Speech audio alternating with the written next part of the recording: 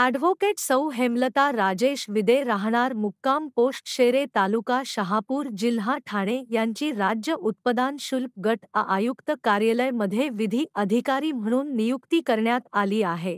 त्याबद्दल संतोषजी शिंदे साहेब मनसे ठाणे जिल्हा पदाधिकारी यांनी शाल व श्रीफळ देऊन सत्कार केला।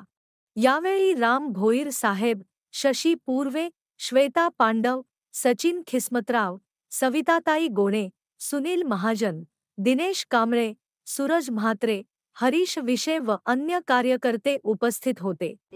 माननीय संतोष शिंदे यांच्या हस्ते आज मला सत्कार करण्यात आला। त्यांच्या वतीने मी खूप खूप आभारी आहे।